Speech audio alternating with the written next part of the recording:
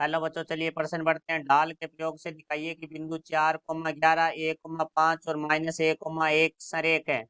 मुख्य अवधारणा। तो हमें देखो भाई, ढाल के प्रयोग से तीनों बिंदुओं को संरेख है दर्शाना है। तो देखो, सबसे पहले हम ढाल के बारे में बात करेंगे। तो देखो, दो बिंदुओं से जानने वाली रेखा की ढाल, जिसका हमारा सूत्र होता है m बराबर y2 - y1 बटा में x2 - x1। तो देखो भाई, यदि हमारे पास तीन बिंदु है ए, बी और सी, तो इनकी ढाल निकालते हैं। जैसे एम ए बी की ढाल और एम बी सी की ढाल और एम ए सी की ढाल यदि बराबर है, तो ये हमारे तीनों बिंदु एक ही रेखा में स्थित है और एक ही रेखा में स्थित है। तो इसका अर्थ हुआ कि ये बिंदु हमारे संरेख होंगे। तो देखो, हमें क्या करना है, हमें ये तीन बिंदु दिए गए हैं। हम इन बिंदुओं को नाम दे लेते हैं। पहले बिंदु को हम ए नाम दे लेते हैं, तो 4,11। दूसरे बिंदु को बी नाम दे लेते हैं, तो 1,5। और तीसरे बिंदु को हम सी नाम ले लेते हैं, -1,1। अब इनके मध्य बिंदुओं दो बिंदुओं के मध्य ढाल निकालेंगे और ये ढाल हमारी बराबर आती है, तो ये बिंदु हमारे संरेख होंगे। तो यहाँ से हम देखो, सबसे पहले ए और बी के मध्य ढाल निकालते हैं, तो एम ए बी। तो यहाँ इस सूत्र का प्रयोग करेंगे ढाल के, तो y2 - y1 बटा में x2 - x1। तो 5 - 11 बटा में 1 - 4। तो 5 - 11 वो -6 होगा। तो यहाँ से आ जाएगा एम ए बी बराबर -6 बटा में हमारा आ जाएगा 1 - 4। तो -3, तो यहाँ माइनस से हमारा माइनस है वो कट जाएगा। तो हम एम ए बी बराबर हमारा आ जाएगा, 6 में 3 का भाग देंगे तो 2।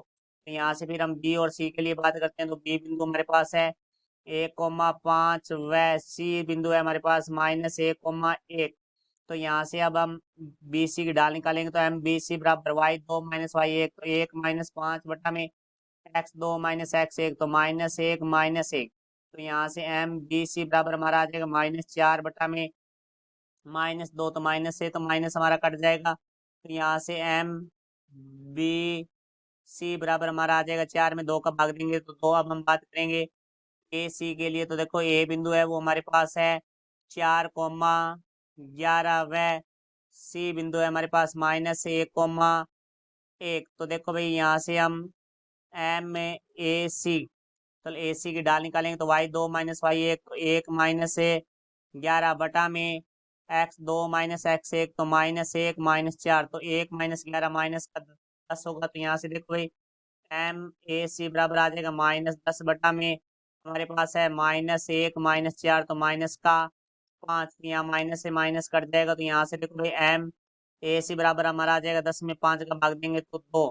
तो यहाँ से हम देखते हैं, तो एम ए बी बराबर एम बी सी बराबर है एम ए सी। तो तीनों ढाल हमारी बराबर आ रही है। इसका मीन करता हुआ कि तीनों बिंदु हमारे एक ही रेखा में स्थित है और एक ही रेखा में स्थित है, तो ये संरेख होंगे। तो हमारे तीन बिंदु है 4, हमारा पहला बिंदु है वो 11 है, -1, 5 व -1, -1 संरेख है। ये हमारा मुख्य उदाहरण से सिद्ध होता है। आशा करता हूँ समझाया होगा। धन्यवाद।